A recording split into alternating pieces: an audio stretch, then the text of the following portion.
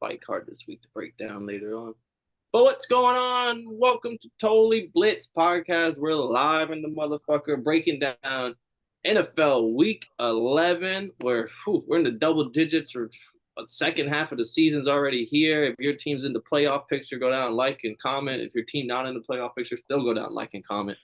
But as always, I'm pick and win them. I got the Shock Top. I got the Dolphins. We matching today. Good vibes on my side. And who am I with?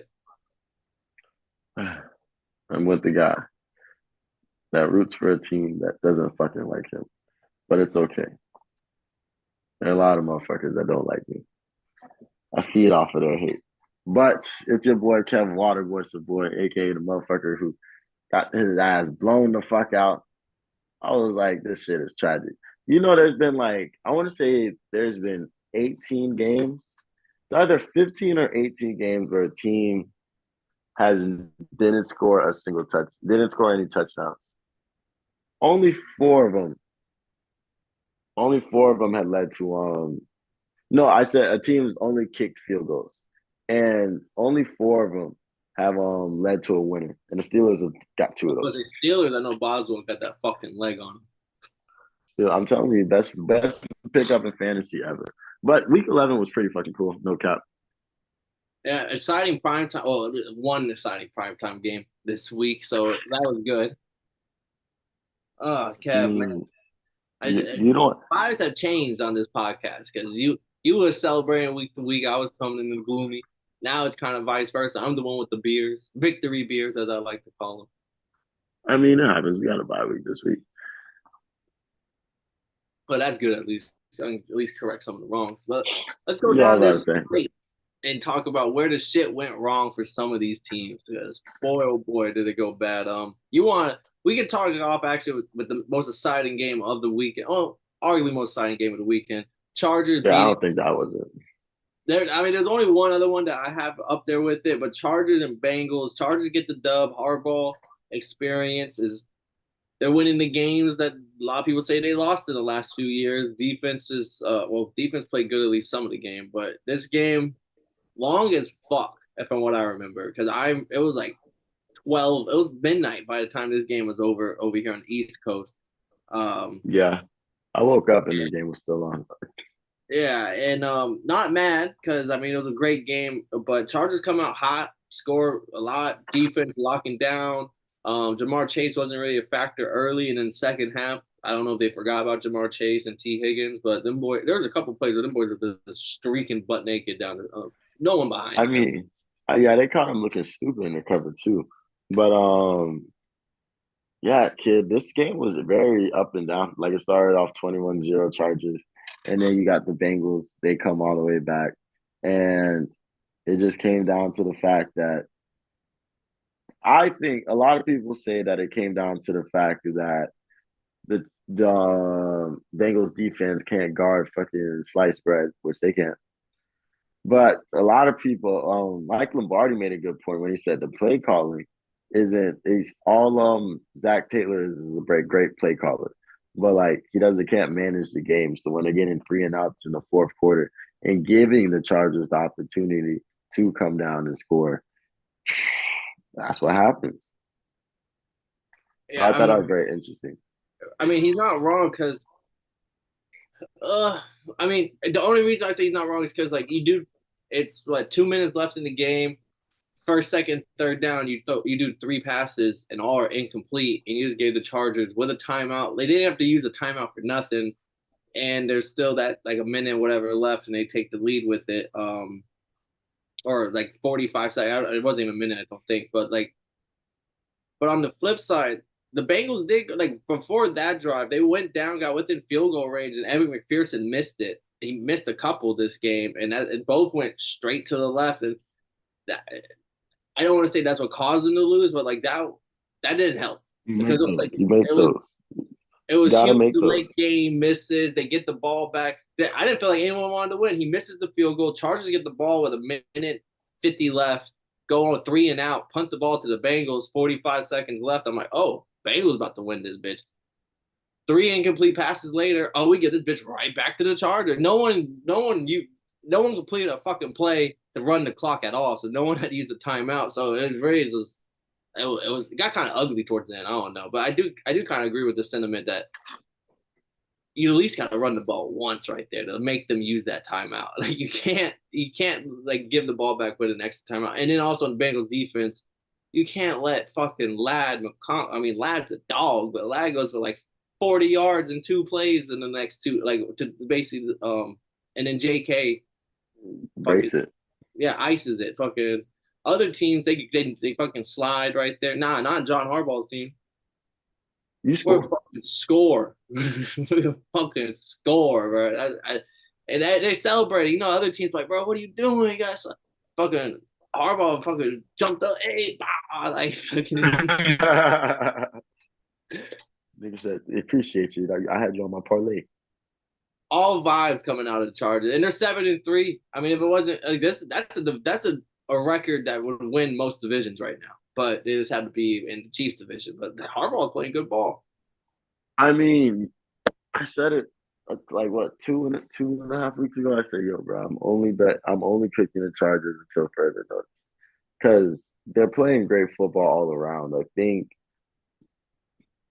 I mean, they probably don't want to let Joe Burrow go for 356 yards, 3 touchdowns, no interceptions. They probably would prefer him not to go crazy and tie this bitch up in the second half to show. But they played great ball, and when their foot wasn't on the gas, when their foot was on the gas, they showed the pressure, and they've been just doing it. They say Harbaugh's in here motivating the boys on a daily basis. He's an old school hard knock coach, and it's showing. Like this is not the best Chargers team we've seen in the last years, but they're producing the most and they're doing the best because they're coached the best. We've seen it with Sean Payton. We're seeing it with Harbaugh. It's just like those are both teams that rosters arguably, not even arguably, they're worse than what they were last year. But good coaching does make a big difference. So, like accountability, making motherfuckers work. Quentin Johnson was a top 10 pick that everybody was ready to write off as a bust. Like, oh, look at that wide receiver. Can't run routes, can't do it. Harbaugh basically put a foot up his ass and told him, hey, we're going to work. And now that he's working, he's now a big piece of their offense. But And then the last thing I want to say before we move on is just Joe Burrow leads the league in yards, 3,028 yards, leads the league in touchdowns with 27, and only has 4 interceptions on the year, which is phenomenal stats. And they're like, if they could at least win some games, be at 5, this motherfucker would be MVP talk right now. But he's not because of the fact they these are losing efforts right now. I think it's the managing because you got to remember these games that they're losing are not like they're all bad miscued games. Like you played against the Chiefs and you got the sack fumble that led to the touchdown. You played against the motherfucking. You played against the Ravens and you threw the interception and you missed the field goal in overtime. You played against the Chargers. You missed 2 field goals, badly timed the clock, and you let a fucking touchdown go with like 8 seconds left. Like That reminded me of some shit that my Dolphins do, and it might be because you have that weapon on the outside. Like, because Ja'Marr Chase, like you want long drives, you want time of possession. But like, if you go on your first 4 snaps and then Ja'Marr Chase catches a 60-yard bomb for a touchdown, that's a short drive. Like, and I feel like sometimes that kind of hinders offenses because you're not controlling time of possession either. Like, there's so much time left on the clock. Yeah, you scored a touchdown, but the other team now has so much time still to go also score a touchdown. And if your defense ain't good, which it ain't, that might be what ends up happening. But yeah, that shit's crazy. we keep it pushing. Going down to 1 o'clock. So we got the Dolphins beating the Raiders 34-19. Shout out Jonnu Smith. I took him to score a touchdown last week, and he was this close to doing it. And then this week, 101 yards, 2 touchdowns. Tua was slinging it, 268, 3 touchdowns. Tyreek Hill, gets his touchdown almost every week. Defense kind of had it scary. We couldn't stop Brock Bowers. Broke the record for rookie catches for a tight end with like 13, 126 and a touchdown. But the run game was non-existent for the Raiders. Gardner Minshew didn't look good outside of throwing it to Bowers. I'm not happy we gave up 19 points in the fact that it was somewhat of a ball game in the fourth quarter. But we got the win. and onto Lambeau, not onto Lambeau, onto the Patriots next week. And if we can beat them, we're just one game away, boys. One game away from 500. I respect it. I respect it. I respect it. I mean, that second Jonnu Smith touchdown was crazy. Like, if it wasn't for the fact that Cooper Kupp did something similar later in the day, like people would be talking about that a lot more. When So, Tua like breaks out the pocket and then finds his ass like wide open, or is it or the I can't remember yeah, which was first or second. it was the one that there was like crazy blown coverage and like he was just wide the fuck open. He's just Yeah, like, hey, give me it. So like, and the way that they blew the coverage was so nice. Like they had the trips, and they just didn't have somebody. They took the running back instead of the tight end. So like, Jonnu Smith went streaking down, no problem. So it was a great win for y'all. I think y'all had fun in that game. Mike McDaniels looked comfortable again, and Antonio Pierce was looking so. That shit was so funny. He was literally looking so like lost, like, damn, I might be fired after this, and I just got here. and Tyreek Hill was doing it like while we're scoring touchdowns, he's doing like emotes to the sideline to Antonio Pierce. I was like, damn, we're a team. I like this is when we're doing our best. Is when everyone's in their vibes. Once shit starts getting shaky, is when shit starts not looking too good. So hopefully we just keep the good momentum rolling. Yeah, I don't know. I like when he was writing off the Dolphins early in the season, I was like, I don't see this. This team isn't like the 49ers, like where they get their weapons back and they get their full team back and they still look the same as bad as they did the week before. I'm like, nah, this team is about to fire up. And I don't think you guys have a crazy hard schedule coming up. No, we got Patriots next week, and then the Pack. Oh, then we got the Packers and 49ers back. Those two next week, so that'll be the true like test. Mm-hmm. Then we got the Steelers being the Ravens, 18-16. Derrick Henry fumbles for the first time in 3 years. Lamar has a coming back down to earth game, throws below 50% completion percentage, an interception. The whole Ravens offense was just kind of put into a box, but that's Mike Tomlin's whole career for Lamar Jackson. I think he's like 1-5 now. He has his worst games every time against his defense. I trusted in TJ Watt in that defense, and Mike Tomlin and boys pulled through for me. Uh, I don't want to like say the Steelers are like they're in the playoff picture. They're number one on the division, but they're not the scariest team. Maybe they will become playoff time, but like they're still very beatable. So I'm not riding home like, oh yeah, they just beat the fucking Ravens. Look at this team. It's more like, yeah, this is a divisional game. They kind of got Lamar's number, and that's just kind of how I took it. Man, y'all seen this shit in America. This nigga Paul think he's slick. He not gonna bring up how trash his offense is. That's still his offense. So motherfucker. And they were playing man covers most of the game. So like these moon balls, these one-on-ones with the wide receiver, they wasn't going for none of that. Russell Wilson looked very, very limited, Mr. Limited. So I definitely got to talk about that. Shout out Boswell for doing what he got to, doing what he had to do, not missing a single field goal in a week where kicking was atrocious all around. Yeah, Justin So Tucker missed on this game. he missed two. Yeah. And yeah, it was smooth. Like I respect them for the win because that's hard defense. Let me check to see how many yards Najee Harris had because I felt like they was running the ball and I was kind of a little bit different. I got it for you. 63 yards on 18 carries. Oh, I lied. But the biggest thing was me that this came down to coaching. And everybody loves John Harbaugh. He's a great coach and all that good stuff. Cool. But sometimes that offense gets non-existent in the worst ways, and Lamar has to put it in his own hands a lot of times. And I think that led to a lot of mistakes. Like there's a part where like Mark, I think it felt like this man Lamar had to do like 15 moves just to get out of the fucking out of the way of the defense, and he throws it to Zay Flowers, hits him on the shoulder, and I'm like, come on, bro, you gotta catch those. Yeah, And no. the But that's how happens you play Pittsburgh. I respect it for sure. They play him well. They play him great fucking well. Mike Tomlin. But this is the thing. It came down to coaching when they went for that two, and Mike Tomlin called the timeout. That shit was sneaky. Like you got to see the play and everything, and I was like, So when they called that I swear it was just a run that was RPO with no fucking receivers for Lamar to throw it to. So I don't think RPO is the right term, but it was a play where look, Lamar was supposed to take that bitch in because he had no receivers coming his way, and they bottled him up and stopped him. And I was like, that's what happens when you get that timeout and you can get the defense right, let them know what's coming next. Oh yeah.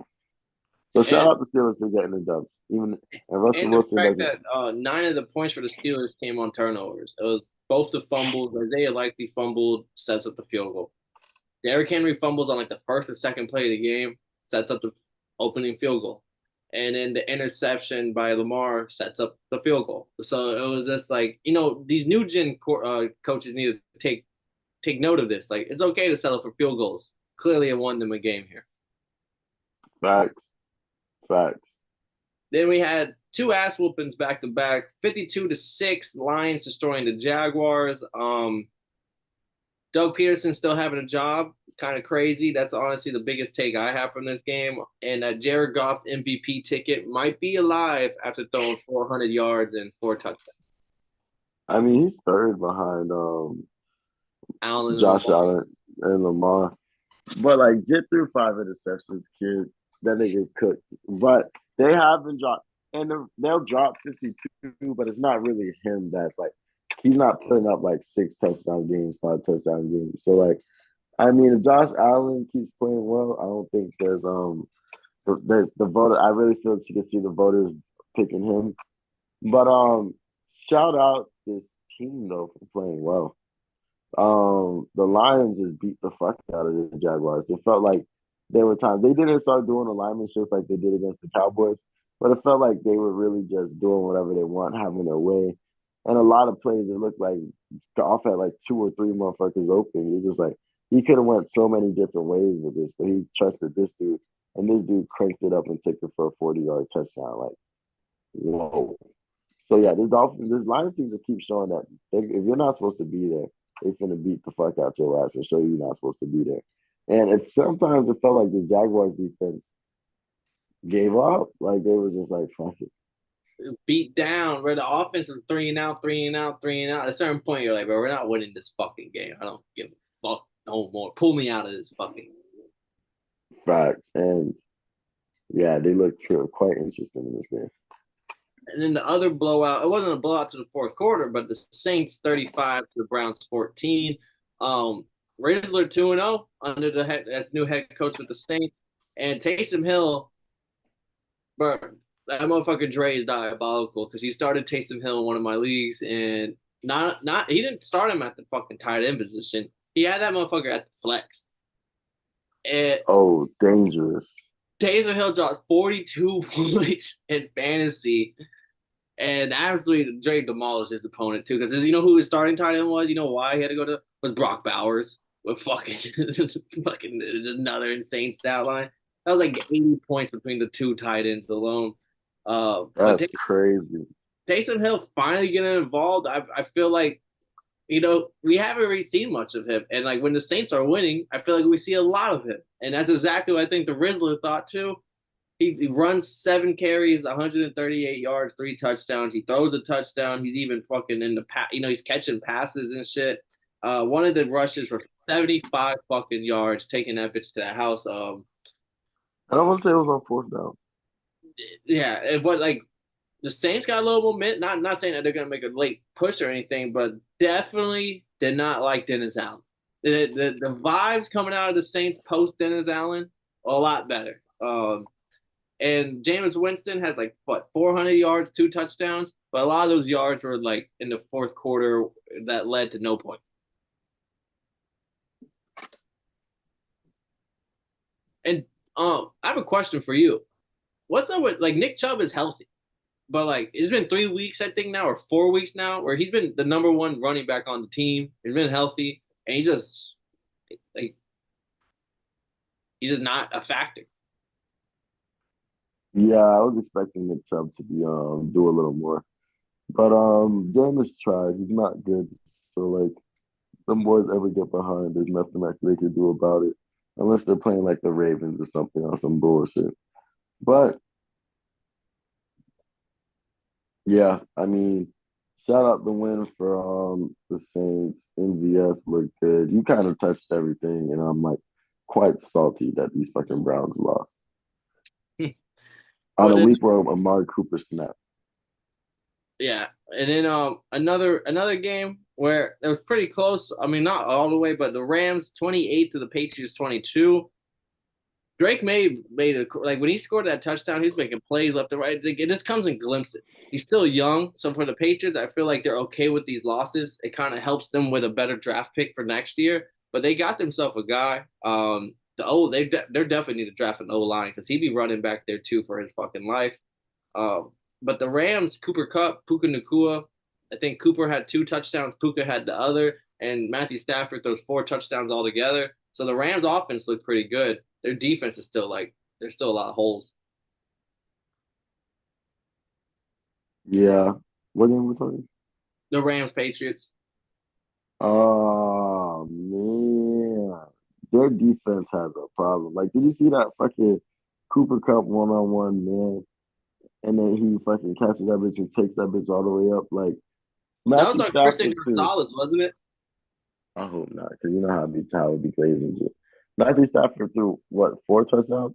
4-2 to Two Cooper, to 1 to Puka. that shit was fine. Them boys put on the offensive clinic. Defense got exposed a little bit, but yeah, they did what they needed to do. And then we had this game, Colts 28, Jets 27, came down to the very end. AR with a statement in his first game back. I mean, everybody's been glazing the fuck out of AR after this game, but this was a close ass fucking game. The Colts defense ain't shit. And let's say the Jets defense ain't shit either because Josh Downs was cooking Sauce Gardner. So like this shit came Ahmed. down to who had the ball. Oh man, it's crazy. They said the But sauce is expired.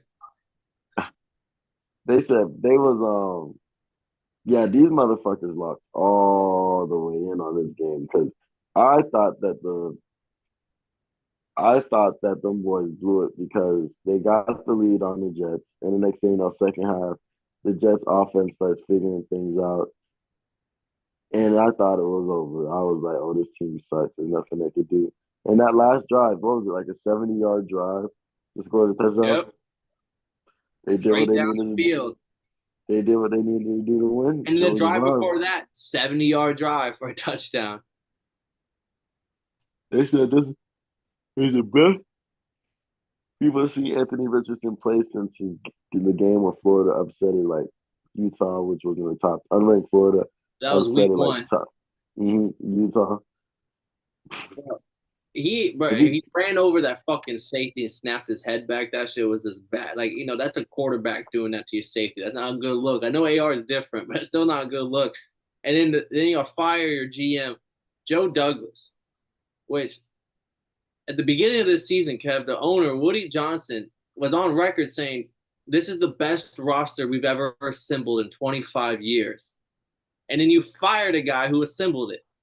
So it's just like it's a terrible look for an organization. Aaron Rodgers got both the GM and the coach fired, and then Woody Johnson has said that he might not even bring him back for the 2025 season. We might not even have Aaron Rodgers in New York for 2025 season. Um, yeah, the Jets are just fucking toast at this point. I mean, yeah, this was a game that they could have won. They were supposed to win. They needed to win, and they did not handle business and seal the deal. So Then we had the Vikings beating the Titans 23-13.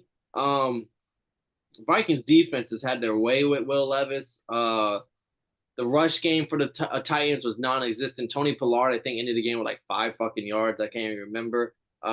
Sam Darnold, he gets a little more weak. Because everyone was chanting, we're waiting for JJ. When JJ's healthy, we fuck Sam Darnold. He's fucking dead to us. But Sam Darnold played decent. They had no run game to help him out, and he still put up a decent stat line. And I mean, we all knew the Vikings were going to win this game. I mean, after they played live the week before, and there's not no promises. But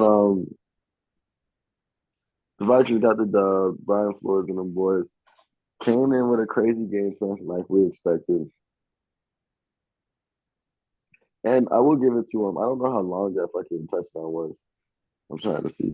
Jordan But Addison or the yeah, or are you talking about the Titans touchdown? the Titans touchdown. Oh, That 98 bitch was yards against 98 Westbrook. fucking yards. Yeah, that play was fucking fire. And like Will Levis showed that like, okay, Will Levis when he gets a chance to not look stupid, he can make it work a little bit. So shout out them, but the Vikings, they're a scary 8-2 right now.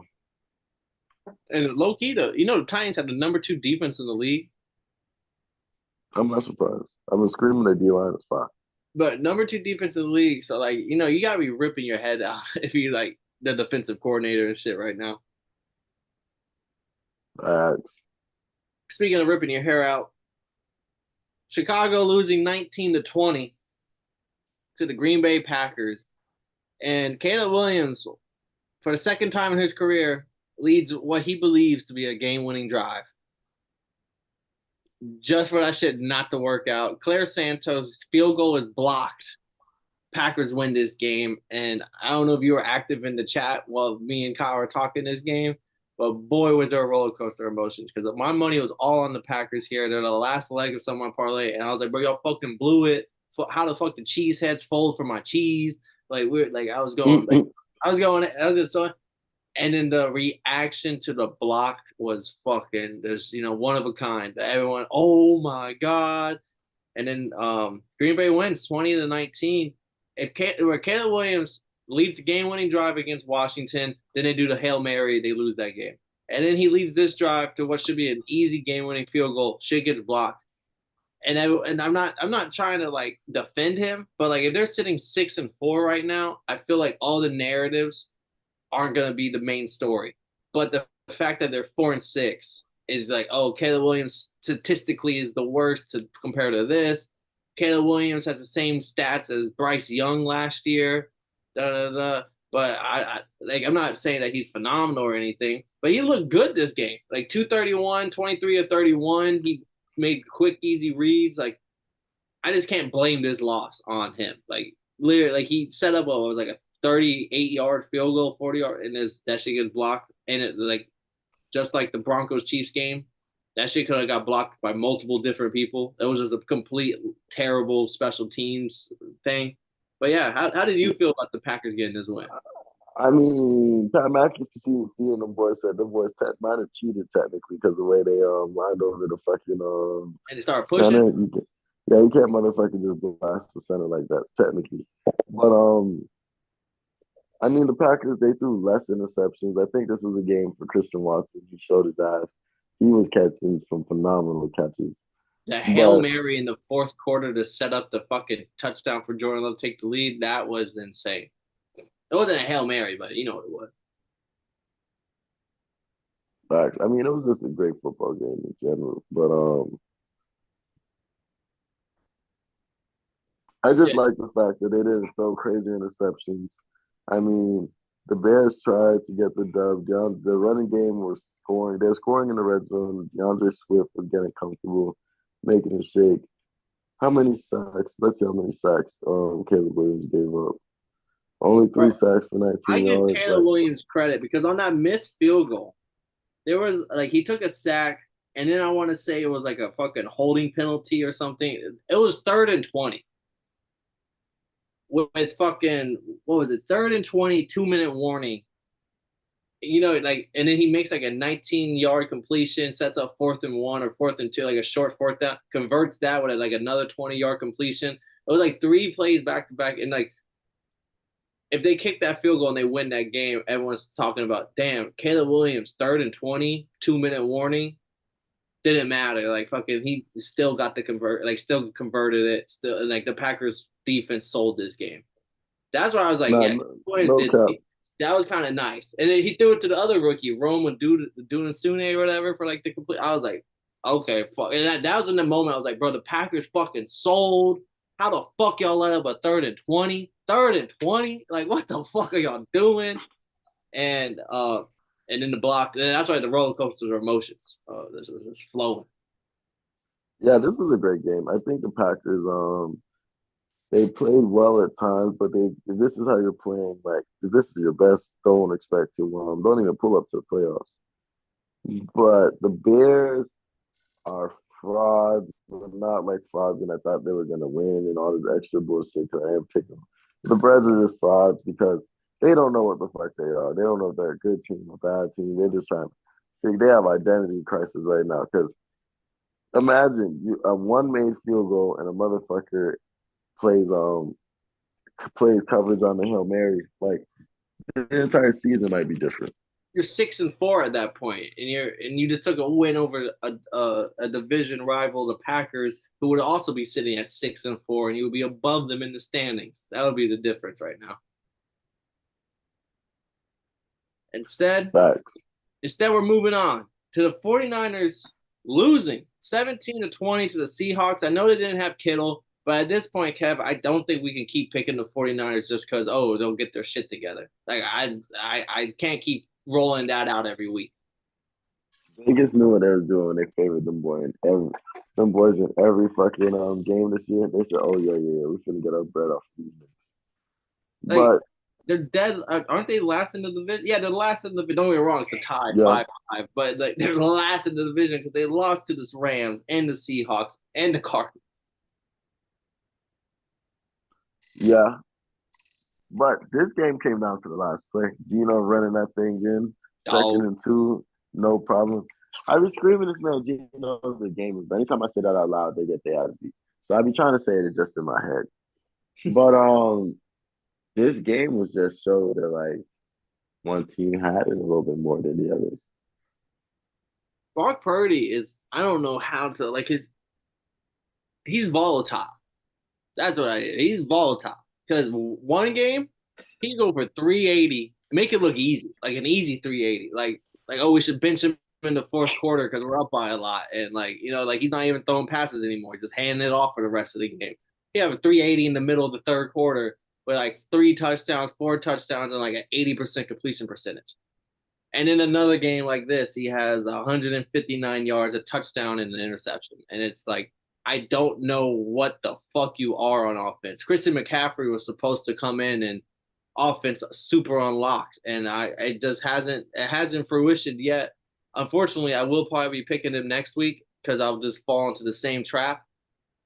But this is somewhere there. Other people are breaking out like they let certain people's walk in the previous years, so like this isn't the same team that you think it is. It might be the same star players, but this ain't the same team on roster throughout the whole roster.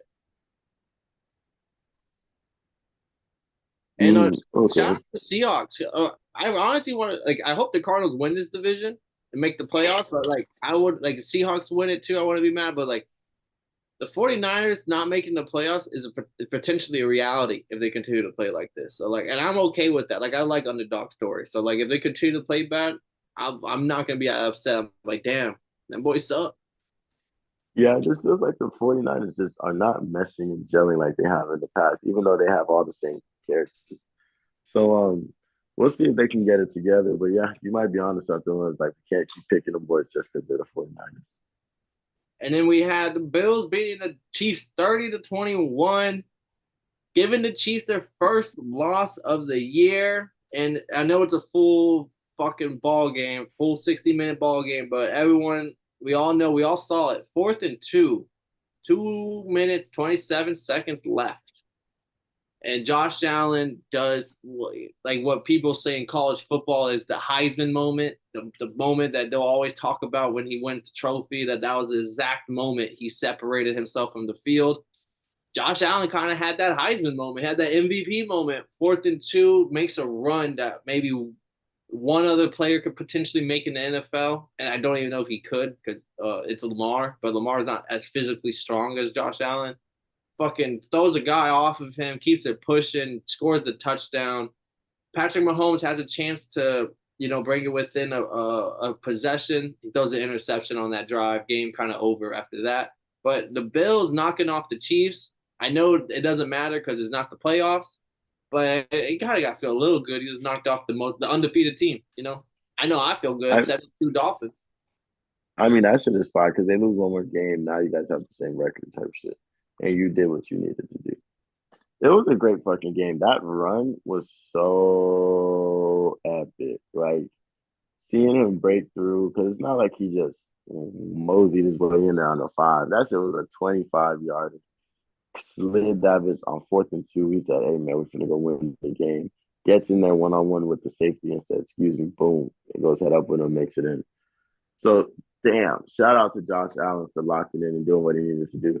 But the coolest thing about the Bills is that a lot of well, I don't think they have crazy stars over there, but a lot of people stepped up because of the injuries that they had going on. Like they're really weak at receiver right now, but you couldn't tell because Mari Cooper ate the the backup receivers ate. So the Bills all around played a great game, and I think for the Chiefs, like you had to lose one eventually. Like you can't be playing from behind against good teams. Yeah, and the Pat McAfee said a good point. Like that was the moment where Doug McDermott was kind of like, I ain't gonna just kick the field goal and let them have it. Like Patrick Mahomes does this every year. We score, and then we give him the ball back for some time, even if it's fucking 20 seconds, and then he scores and we lose that game. History. I ain't gonna allow history to repeat itself. I'm gonna go for it, and I believe my quarterback is just as much of an alien as your quarterback. And this time, my quarterback's going to be the one that makes this fucking play. And Hey, shout out that's what that he boy for fucking believing. did.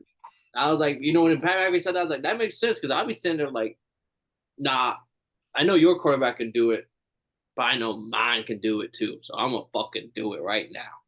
I respect it, but you might end up like the Bengals last week against the Ravens. That's true. I mean, But sometimes you got to Bengals, risk it for the biscuit. you got to. You got to feel the vibes. When Harbaugh ran up to Lamar, and Lamar said, "I'm going for it," and Lamar said, and Harbaugh said, "All right," and boys won that game. You gotta listen to the vibes. But there's also the Bills team defensively, not the best, but I feel like one of their better offensive units because without Stephon Diggs, there isn't somebody who's begging for the deep shot all the time. Like he can look at Khalil Shakur, he can look at Amari Cooper, he can look at Curtis Samuel, who scored a touchdown. He can look at Dawson Knox. He can look at Dalton Kincaid, who was hurt this week. But James Cook can actually get the ball throughout the game and not get the ball. Like this is more of a cohesive unit, I think, without Diggs. Then we had the Monday night beatdown. Texans beating the Cowboys, the battle of the Lone Star State, 34-10. Um, I was hoping for it to be a ball game, like just somewhat, like so like, and then Joe Mixon was like, "Shut the fuck up," and he single handedly the 21 points on his back. First two touchdowns of the game was Joe Mixon. Um, there was like that funny ass fucking fumble. They pick up the ball and the Cowboys fumble again, and then they scored a touchdown. They fumbled twice in the same play, was led to the touchdown, defensive fumble touchdown. The Cowboys are fucking cooked. Jerry Jones is cooked. Like this whole roster is cooked. Like what is there anything new you can bring to the table, Kev, this week talking about these Cowboys Texans game? Because I feel like we're kind of repeating ourselves when we talk Cowboys. I mean, yeah, it really is. But I just think it's crazy when we first started the show, we thought like, yo, man, Jerry World, home field advantage.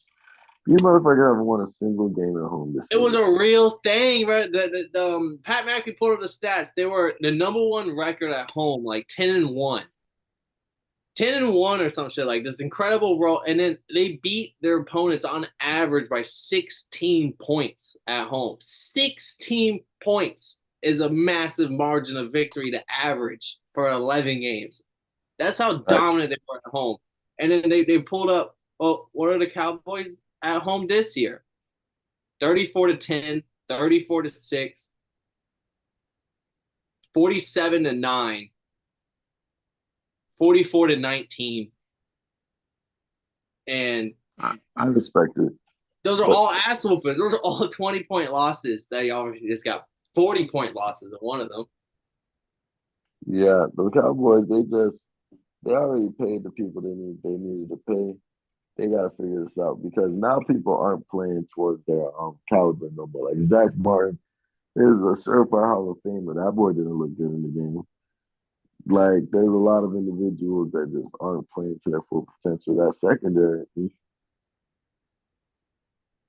Tough, So but this is Tavon when you Diggs, got to do some shit. Tavon Diggs was known for getting cooked, but at least he got interceptions. Now you're not Now getting niggas just getting, interceptions. now niggas just getting cooked to get cooked. Just cooked. It can't be just cooked. You gotta do something. Feed that nigga. No, but That brother starving. like at least Jerry has draft picks. I don't think he traded them, but Jerry is probably arguably the worst drafter in history. Like, Oh yeah, worst GM. He's a horrible GM. Horrible. And the fact that nobody else can say nothing to him about nobody else because he's constructed this team and said, "Yo, this team is all we need." No, we don't want Derrick Henry. We're not even going to in the Saquon market. we're not even entertain it. We're not even gonna shoot an offer over or pick up the phone just to call him to see what maybe you would want. There's not like what. They got the best team ever assembled, but they brought back Zeke. So we'll see what they do because they still have their pieces that don't suck. The Dax, the CD Lambs. They got that Jit. No, I can't remember if it was number 9 or number 5. The Jit was fast. But Turbin. yeah, yeah. But regardless, this team's cooked though. Like we talk about the Jets, this team is cooked as fuck. They had Cooper Rush throw the ball 55 times for.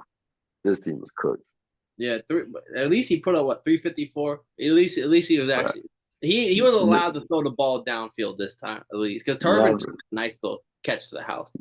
Yeah, I respect it. No, I don't. Yeah, no, they're cooked.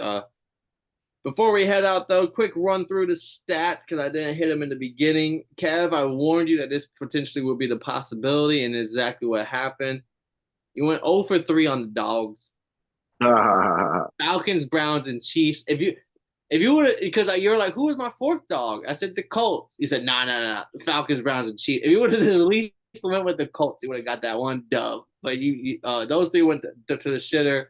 The Bengals for me went to the shitter. That was my dog. And then on the locks, you didn't have a lock because you went 3 dogs.